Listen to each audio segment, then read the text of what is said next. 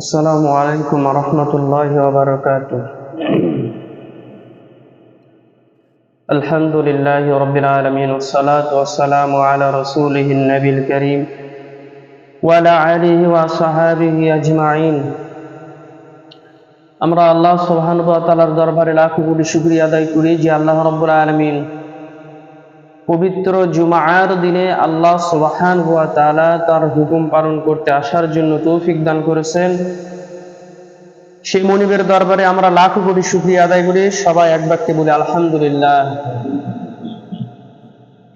এরপরে লক্ষ্য কোটি দরুদ ও সালাম পেশ করি সরওয়ারে কায়নাত আশরাফুল আম্বিয়া, বিশ্ব মানবতার মুক্তির দূত জনাবে মুহাম্মদুর রাসূলুল্লাহ, সবাই বলি সাল্লাল্লাহু আলাইহি ওয়াসাল্লাম। আমরা ধারাবাহিক আলোচনা করছিলাম রমজানের পূর্ব প্রস্তুতি। আজকে দিয়ে রমজানের পূর্ব প্রস্তুতি তৃতীয় পর্ব, তৃতীয় জুমা। আমরা ইতিপূর্বে চারটি দিক নির্দেশনা, প্রশংসনীয় পদক্ষেপ রমজানের আলোচনা করেছি। 1 নম্বরে একনিষ্ঠভাবে আল্লাহর কাছে তওবা করা, 2 নম্বরে সহি নিয়ত করা, 3 নম্বরে আল্লাহর কাছে বেশি বেশি দোয়া প্রার্থনা করা, 4 নম্বরে নফস ও শয়তানের ধোঁকা থেকে আশ্রয় প্রার্থনা এবং বেঁচে থাকা। এই চারটি আমরা যতদূর পেরেছি আলোচনা করেছি। এরপরে 5 নম্বরে যে রমজানের পূর্ব প্রস্তুতি হিসেবে দিক নির্দেশনা আল্লাহ রাব্বুল আলামিন বান্দাদের জন্য রেখেছেন, কোরআন এবং হাদিস থেকে সেই দিক নির্দেশনাগুলো আমরা আলোচনা করব ইনশাআল্লাহুল আজিজ। 5 নম্বরে যে দিক নির্দেশনা রমজানের পূর্ব প্রস্তুতি হিসেবে বান্দার জন্য দেওয়া হয়েছে সেটা হচ্ছে পরস্পরের মধ্যে বিবাদমান মীমাংসা করে নিতে হবে। অর্থাৎ মুসলমান ভাইয়ের প্রতি আরেক মুসলমান ভাইয়ের যে শত্রুতা ভাবাপন্ন বিবাদ ঝগড়াঝাটি, এগুলো রমজানের পূর্বে আগে মিটিয়ে ফেলতে হবে, তারপরে রমজানে প্রবেশ করতে হবে। অর্থাৎ রমজানের রহমত, বরকত, নাজাত পেতে হলে মুসলমান ভাইয়ের সাথে চলমান হিংসা, বিদ্বেষ, শত্রুতা এগুলোকে ক্ষমা করতে হবে, তারপরে রমজানে এই বরকত পাওয়া যাবে, রহমত আর নাজাত পাওয়া যাবে। ক্ষমা করার অভ্যাস গড়ে তুলতে হবে। আল্লাহ রাব্বুল আলামিন কোরআনুল কারীমের মধ্যে অসংখ্য আয়াতে ক্ষমার জন্য বলেছেন, আর ক্ষমা করার যে ফজিলত সেটা আল্লাহ পাক কোরআনে উল্লেখ করেছেন। আল্লাহ পাক কোরআনুল কারীমের মধ্যে বলেছেন ওয়ালিয়াফু ওয়ালিয়াসফাহু আলা তুহিব্বুনা আইয়াগফিরাল্লাহ। আল্লাহ পাক বলছেন তারা যেন ক্ষমা করে দেয় আর দুষ্টুটিকে উপেক্ষা করে। আল্লাহ রাব্বুল আলামিন বলছেন আলা তুহিব্বুনা আইয়াগফিরাল্লাহু লাকুম, তোমরা কি কামনা করো না, বাসনা করো না, ইচ্ছা পোষণ করো না যে আল্লাহ রাব্বুল আলামিন তোমাদেরকে ক্ষমা করে দেবেন? যদি এটা চিন্তা ভাবনা করো আল্লাহ পাক আমাকে ক্ষমা করুক, তাহলে আল্লাহ রাব্বুল আলামিন বলছেন আমার ওই বান্দারা শুনে রাখো, আমার ক্ষমা পেতে হলে তোমাদেরকে অবশ্যই আগে অন্যদের ক্ষমা করতে হবে। অন্যদের ক্ষমা করতে হবে আগে। আপনার কাছে কেউ যদি ভুল করে, কোনো ভাই যদি ভুল করে, বোন যদি ভুল করে, তাহলে এগুলোকে ক্ষমা করতে হবে। ভাই বোনের ঝগড়াঝাটি, সম্পদ জমি নিয়ে ঝগড়াঝাটি, এটা যদি হয়ে থাকে রমজানের রোজা আসার আগে আপনাকে তার সঙ্গে বসে এটা মিটমাট করতে হবে। বাড়ির জমি, বাড়ির জায়গা ভাগাভাগি নিয়ে ভাইয়ের সাথে মনোমালিন্য হয়েছে, 1 বছর, 2 বছর, 5 বছর, 10 বছর হয়ে গেছে, এই যে সম্পর্ক নষ্ট হয়েছে, আপনি রমজানের রোজা থাকতে চাচ্ছেন, রমজানের প্রস্তুতি নিতে চাচ্ছেন, তাহলে কি করতে হবে? ওই ভাইয়ের কাছে বসে ওটাকে মিটাতে হবে। রমজানের পূর্ব প্রস্তুতি আগে বিবাদ মিটান, তারপরে না আপনি ইবাদত করবেন। এটা আল্লাহ পাক বলছেন যে আগে ক্ষমা করে, তারা যেন আগে ক্ষমা করে, যদি সে পছন্দ করে যে আল্লাহ তাকে মাফ করে দেখ, তার উপর রহমত বরকত নাজিল করুক, তাহলে সে এই বিবাদটাকে মিটিয়ে ফেলুক। আমাদের সমাজে আছে যে বছরের পর বছর চলে যায়, নিজের ভাইয়ের সঙ্গে কথা নাই, বোনের সঙ্গে কথা নাই, এমনকি এমনও হয়েছে নিজের পিতা মাতার সঙ্গেও কথা বলে না, একবারে ভিন্ন হয়ে গেছে, বাড়ি আলাদা হয়ে গেছে। সেই জন্য আল্লাহ রাব্বুল আলামিন বলছেন যে তোমরা যদি ক্ষমা করতে পারো তাহলে আমি রব্বুল আলামিন তোমাদেরকেও ক্ষমা করে দেব। ওয়াল্লাহু গফুরুর রহিম, আর আল্লাহ পাক হচ্ছে ক্ষমাশীল আর করুণাময়। বলেন সুবহানাল্লাহ। তাবুকের যুদ্ধের প্রাক্কালে আল্লাহ রাসূল সাল্লাল্লাহু আলাইহি সাল্লাম দান সৎকার ফজিলত বর্ণনা করেছেন। তাবুকের যুদ্ধে যখন হয়, যুদ্ধে অর্থ সম্পদ লাগবে, অস্ত্র শস্ত্র লাগবে, খাওয়ার মানে যত খাবার আছে সবগুলো লাগবে, তো টাকার প্রয়োজন। রাসূলুল্লাহ সাহাবাদের মধ্যে বলতেছেন যে দান সদকার ফজিলত এত দিলে এত পাবে, আল্লাহ রাহে খরচ করলে তোমরা এত পাবে। একজন সাহাবী উলবা ইবনে যায়েদ রাদিয়াল্লাহু তাআলা আনহু, তিনি এই দান সদকার ফজিলত, আল্লাহর রাস্তায় দান সদকার ফজিলত, তিনি এটা শুনে আল্লাহর রাসূলের কাছে আবদার করলেন। সাহাবী বললেন, ইয়া রাসূলুল্লাহ, আপনি আমাদের মাঝে দান সদকার ফজিলত বর্ণনা করলেন, আমার দিল চায়, আমার মন চায় আমিও আল্লাহর রাস্তায় কিছুটা দান সদকা করি, কিন্তু আমার কোনো অর্থ নাই যে আমি আল্লাহর রাস্তায় দান করব। ইয়া রাসূলুল্লাহ, আপনি সাক্ষ্য থাকেন, আমি আমার ইজ্জতকে বিলিয়ে দিতে চাচ্ছি। যেই সমস্ত মানুষগুলো আমাকে কষ্ট দিয়েছে, আমার সঙ্গে ঝগড়াঝাটি করেছে, বছরের পর বছর চলে গেছে, আমার সঙ্গে বিবাদ মিটায় নাই, ইয়া রাসূলুল্লাহ আপনি সাক্ষ্য থাকেন, আমি আমার ইজ্জতকে বিলিয়ে দিলাম। যে মানুষগুলো আমার সঙ্গে সম্পর্ক নষ্ট করেছে, আমার সঙ্গে বিবাদ করেছে, আমি তাদের সবাইকে মাফ করে দিলাম। উলবা ইবনে যায়েদের কথা শুনে রাসূলুল্লাহ কিছু বললেন না, ওই দিন চুপ করে থাকলেন। পরের দিন রাসূলুল্লাহ বললেন, গতকাল কোন ব্যক্তি যে নিজের ইজ্জতকে আল্লাহর রাস্তায় দিয়ে দিয়েছে? সাহাবী বললেন, ইয়া রাসূলুল্লাহ, আমি উলবা ইবনে যায়েদ, আমি আমার ইজ্জতকে বিলিয়ে দিয়েছি। রাসূলুল্লাহ বললেন, উলবা তুমি শোনো, আল্লাহ রাব্বুল আলামিন, তুমি আল্লাহর রাস্তায় অর্থ দিতে পারো নাই, কিন্তু যারা তোমাকে কষ্ট দিয়েছে, তোমার সাথে বিবাদ করেছে, তাদেরকে তুমি ক্ষমা করার কারণে আল্লাহ রাব্বুল আলামিন ওটাকেই দান সদকা হিসেবে কবুল করেছেন। এই ক্ষমার অভ্যাস আমাদেরকে মানে গড়ে তুলতে হবে, বিবাদ মিটাতে হবে, ক্ষমার মাধ্যমে বিবাদ মিটাতে হবে, আইনের আশ্রয় নিয়ে নয়।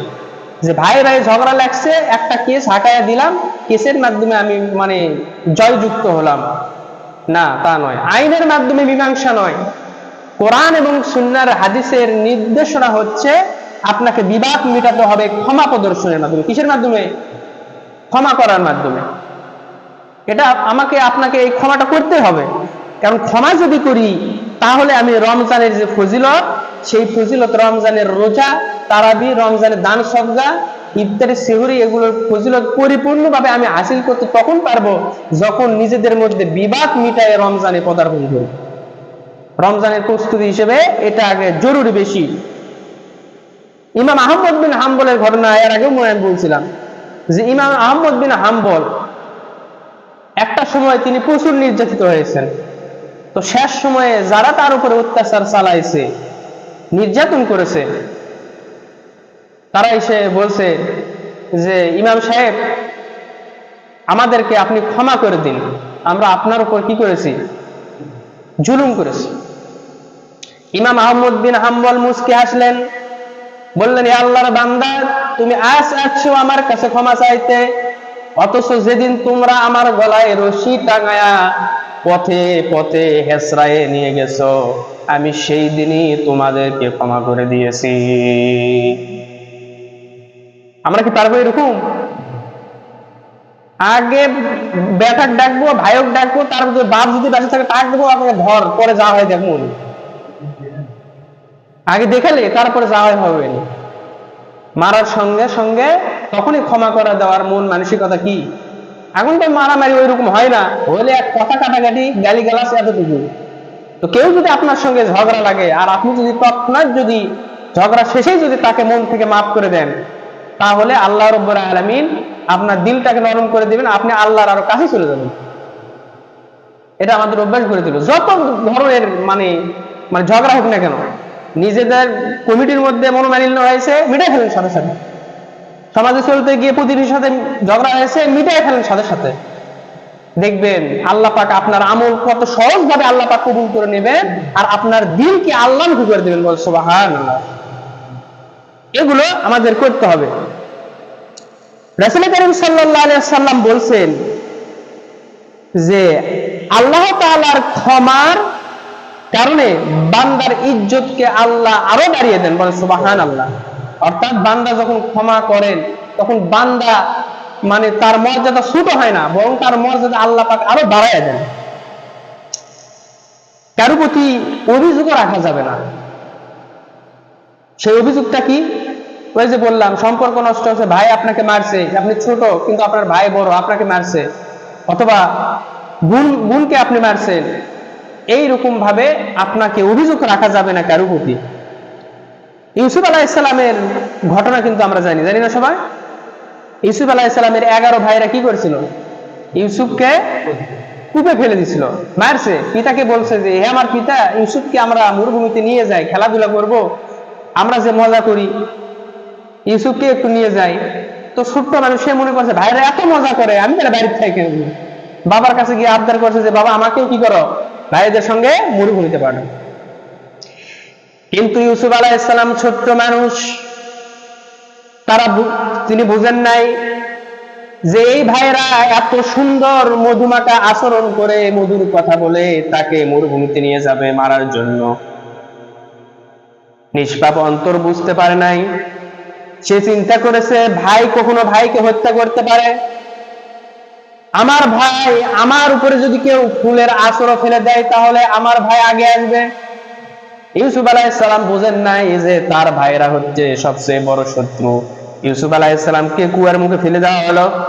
এরপরে ইউসুফ আলাইহিস সালাম যখন মিশরের সিংহাসনে প্রেসিডেন্ট হিসেবে জয়েন করলেন, 11 ভাইটি যখন এসেছে, হযরত ইউসুফ আলাইহিস সালাম চেনা মাত্রই তাদেরকে কি বললেন? আল্লাহ রাব্বুল আলামিন কোরআনুল কারীমের মধ্যে বলছেন, ক্বালা লা তাসরিবা আলাইকুমুল ইয়াউম ইয়াগফিরুল্লাহু লাকুম।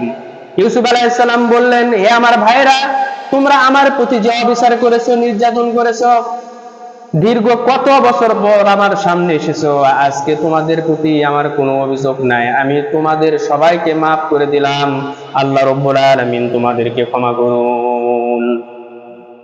আমাদের মনের মধ্যে এরকম কখনো ধারণা হয়েছে? ধারণা, চিন্তা ব্রেনের মধ্যে আসতে হবে। ভাইয়ের সাথে কখনো বিবাদ থাকবে না, মুসলমান ভাইয়ের সাথে, সেটা নিজের রক্তের সম্পর্কে ভাই হোক, ইমানি ভাই মুসলমান হোক, পৃথিবীর যে কোনো প্রান্তের ভিতরে হোক। আপনাদের কি মনে হয় যে এই পৃথিবী, এই দুনিয়াটা চিরস্থায়ী থাকবে নাকি? থাকবে? এত সুন্দর করে মানুষ দালান কোঠা করতেছে, মনে থাকবে? মনে হয় থাকবে না, কখনোই সম্ভব নয়। মৃত্যু খুবই নিকটবর্তী। আর নিজের ভাইকে ক্ষমা করে দিয়ে যদি আমি কবরে যেতে পারি, আল্লাহ পাক আমার কবরকে নূর দিয়ে মনোয়ার করে দেবেন। বল সুবহানাল্লাহ। আর ভাইয়ের হক মেরে খেয়েছি, বোনের অধিকার নষ্ট করেছি, 5 ওয়াক্ত নামাজ পড়ে কপালে দাগ পড়ে গেছে, দাড়ি পেকে গেছে, আর মনে করবেন মানে আপনি নাজাত পেয়েছেন, কবরে আগুন দাউ দাউ করে জ্বলবে যদি ক্ষমা না করতে পারে। তাই রমজানের আগে মানুষকে ক্ষমা করতে হবে, নিজের ভাই প্রতিবেশী সবাইকে ক্ষমা করতে হবে। রমজানে আল্লাহ রাব্বুল আলামিন অনেক মানুষকে ক্ষমা করে দেন, সেই মহান আল্লাহ। কিন্তু যাদের মাঝে বিবাদ, ঝগড়া, শত্রুতা এখনো লেগেও আছে, আল্লাহ রাব্বুল আলামিন তাদেরকে ক্ষমা করেন না যতক্ষণ না তারা নিজেদের মধ্যকার বিবাদ মিটিয়ে ফেলেন। কথা কি আমার বুঝতেছেন? যে কারোর সাথে আপনার ঝগড়া হয়েছে, আল্লাহ পাক রমজানে সবাইকে মাফ করেন, কিন্তু যাদের মধ্যে বিবাদ এখনো আছে, মনের মধ্যে ওটা লেগে আছে, তারা রমজানে যতই রোজা রাখুক আর রমজানে আল্লাহর কাছে ক্ষমা চাক, আল্লাহ পাক তাদেরকে কি করেন না? ক্ষমা করেন। রাসূল কারীম সাল্লাল্লাহু আলাইহি ওয়াসাল্লাম বলছেন, তুফতাহু আবওয়াবুল জান্নাতি ইয়াউমাল ইসনাইনি ওয়া ইয়াউমাল খামিস। আল্লাহ পাক প্রত্যেক সোমবার আর বৃহস্পতিবার জান্নাতের দরজা খুলে দেন। কোন কোন দিন? সোমবার। বুঝছেন কথা?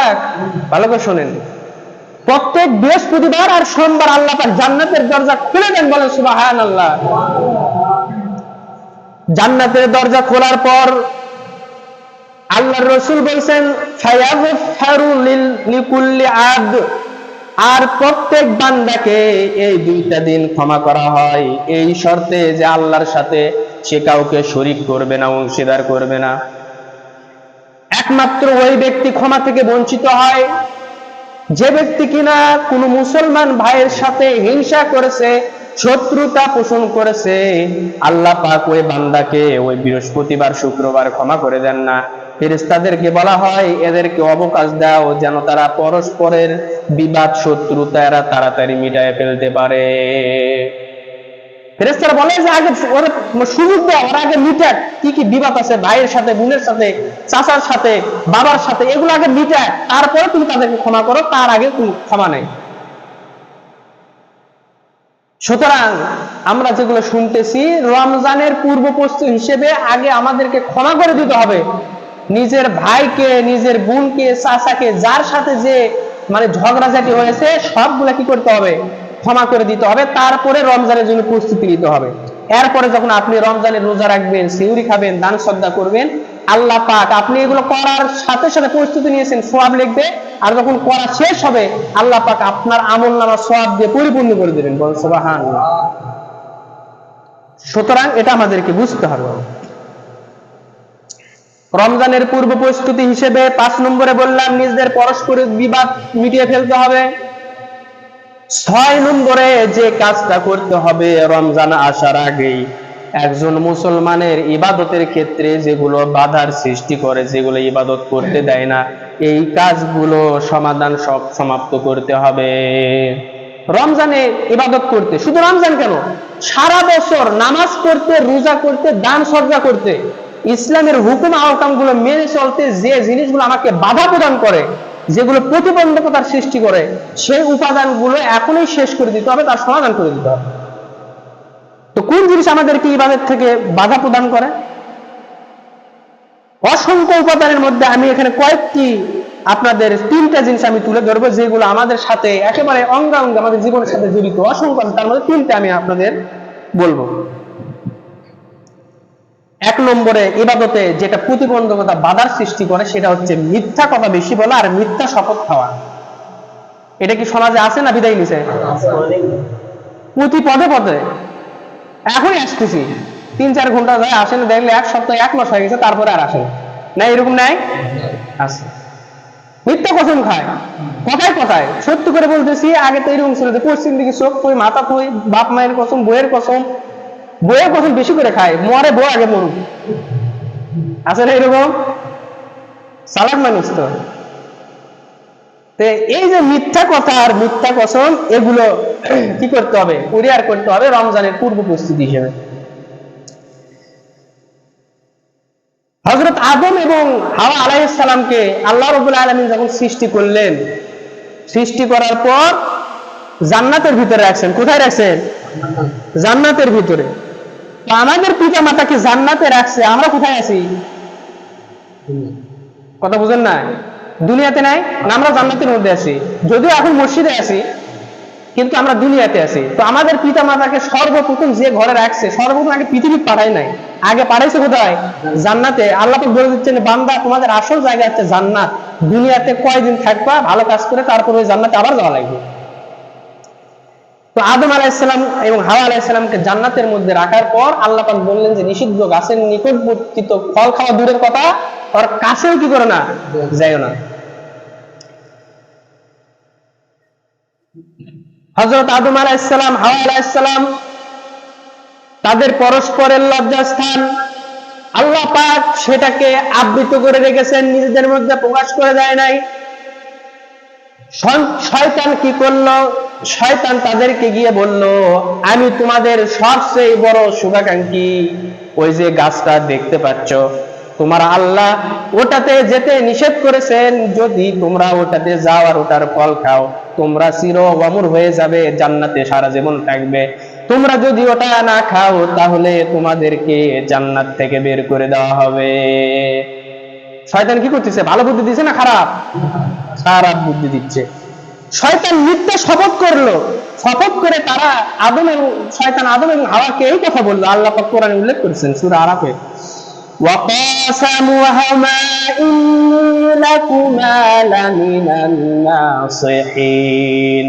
শয়তান তাদের সামনে কসম খেয়ে বলল, আমি শপথ করে বলছি, বিশ্বাস করো আমি তোমাদের কল্যাণকামী সবচেয়ে বেশি। আমার কথা যদি শোনো তোমাদেরকে জান্নাত থেকে কেউ তাড়াতে পারবে না। শয়তান এভাবে মিথ্যা শপথকে সত্যের রূপ দিয়েছে। ওটা কিন্তু মিথ্যা শপথ, কারণ ওই জায়গায় গেলে দুনিয়াতে তাদেরকে পাঠানো হবে।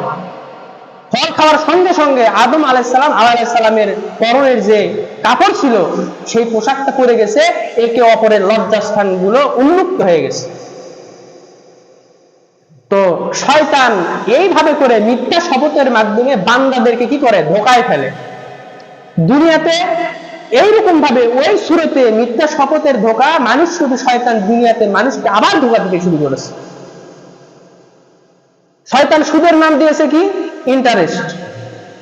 আমরা সুদ খাই নাকি? ইন্টারেস্ট খাই।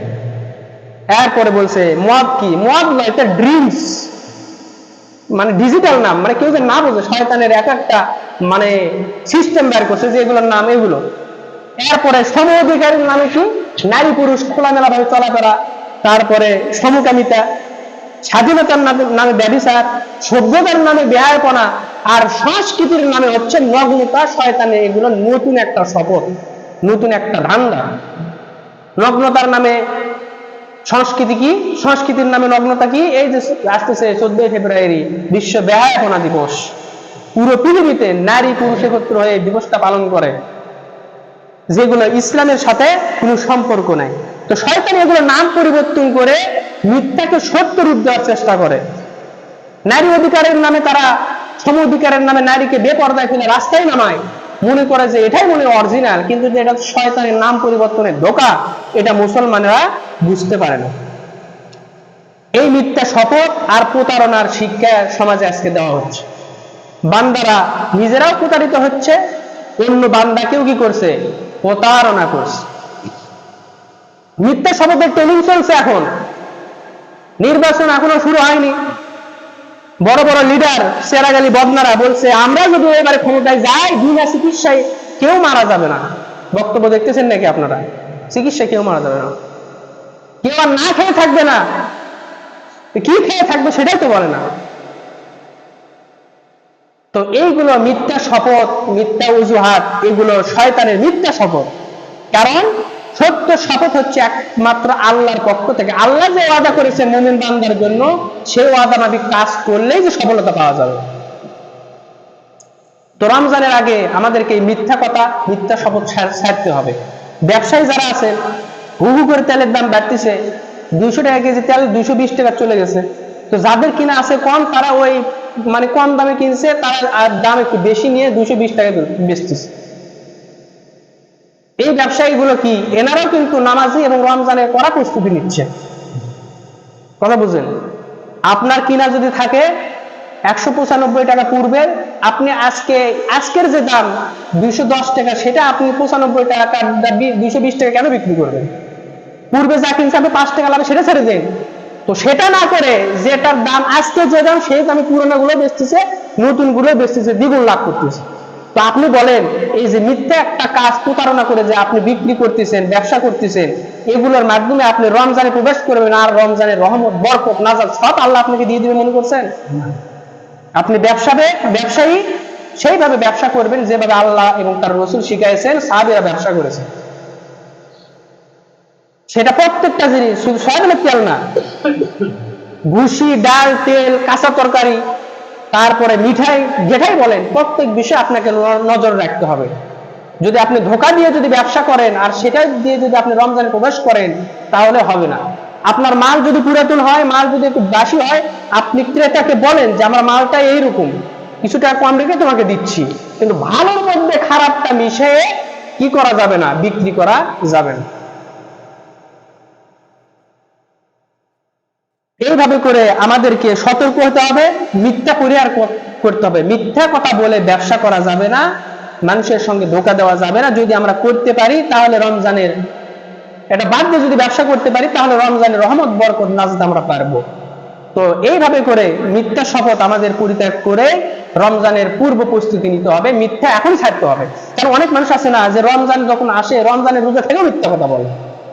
তো মিথ্যা পরিহারের সময় আপনি রমজানে ঢুকে মিথ্যা পরিহার করবেন, মিথ্যা কথা বলা ছেড়ে দিবেন না, তা নয়। আপনার এই এখন রজব মাস, শাবান মাস, এই মাস থেকে মিথ্যা পরিহার করার সুযোগ।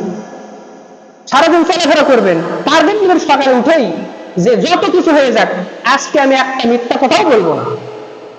এরপরে রাতে যখন শুতে যাবেন তখন শোয়ার পূর্বে চিন্তা করবেন যে আজকে কয়টা মিথ্যা কথা বলেছেন, খাতায় লিখবেন, রিপোর্ট লিখবেন। এই কারণে এই রিপোর্ট লেখার একটা সিস্টেম বাংলাদেশ জামাতে ইসলামের রিপোর্ট বই আছে।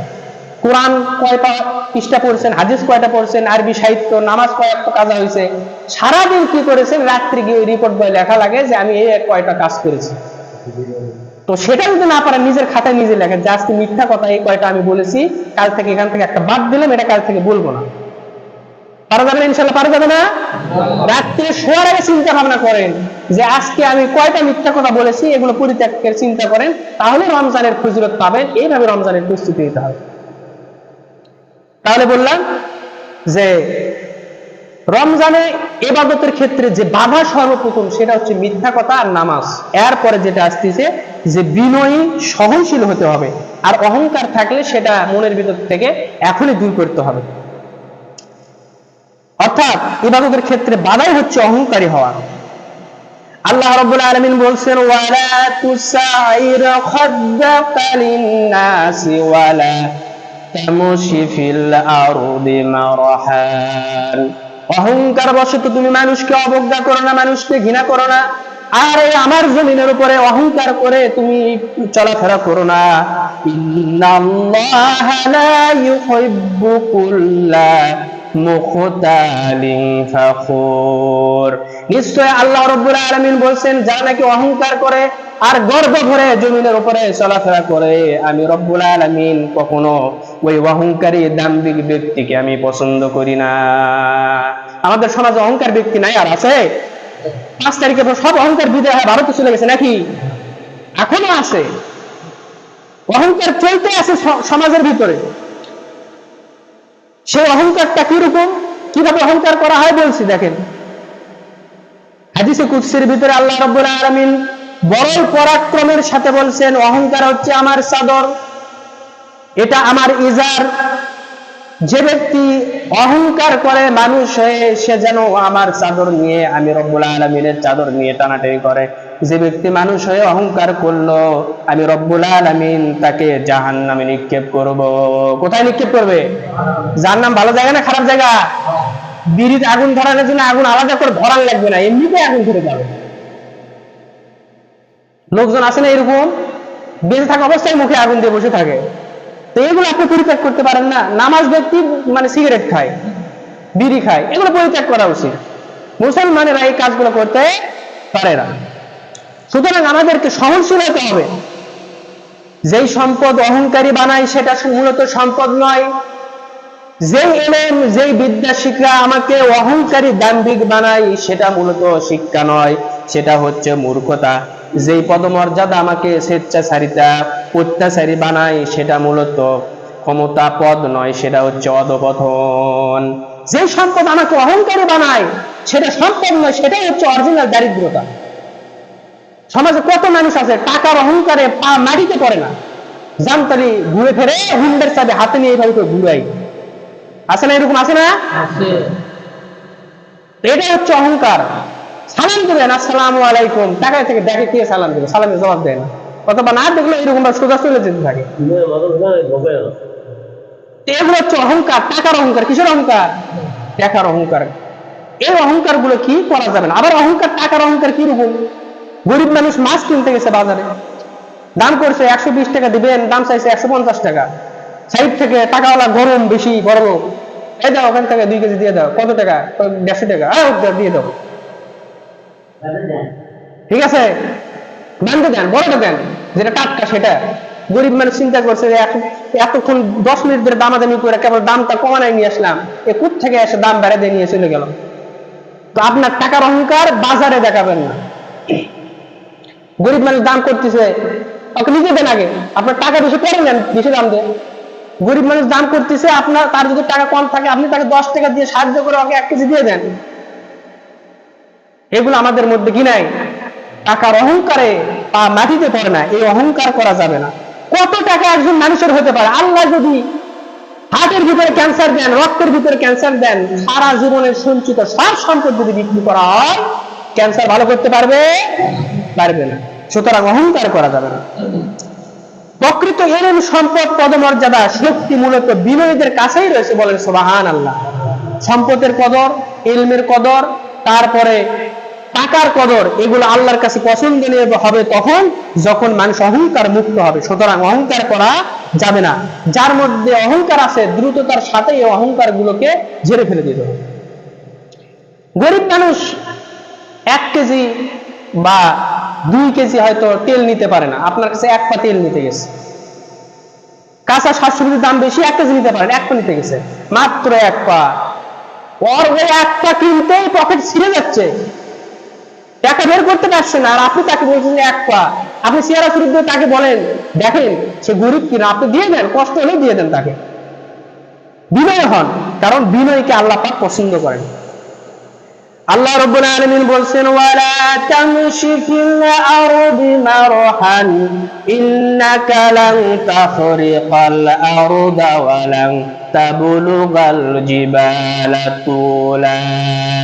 এই পৃথিবীতে অহংকার করে চলো না, অহংকার করে পদাচারণ করো না, নিশ্চয়ই তুমি অহংকার করে এই জমিনের উপরে লাঠি দিয়ে এই জমিনটাকে তুমি ফাটায় দিতে পারবে না, আবার অহংকার করে ওই বিশাল পাহাড়ের উচ্চতা ছাড়াই যেতে পারবে না। পারা যাবে নাকি? অহংকার করে করা যাবে না। খলিফা সুলাইমান ইবনে আব্দুল মালিকের শাসনামল, তৎকালীন ইরাকের সময়ে, সেখানে ইয়াজিদ ইবনে মেহলাদ ইবনে আবু সাফা নামে একজন গভর্নর ছিল ইরাকে, সেই শাসনামলে। তো ইবনে সাফরা তিনি এখন ওই ইরাকের গভর্নর, তিনি তার সৈন্যবাহিনী নিয়ে দম্ভ করে বাজারের ভিতরে প্রবেশ করতেছিলেন। ভালো করে শোনেন, অহংকার নিয়ে কি করতেছেন তিনি? এখন দেশের গভর্নর, কম কথা নাকি?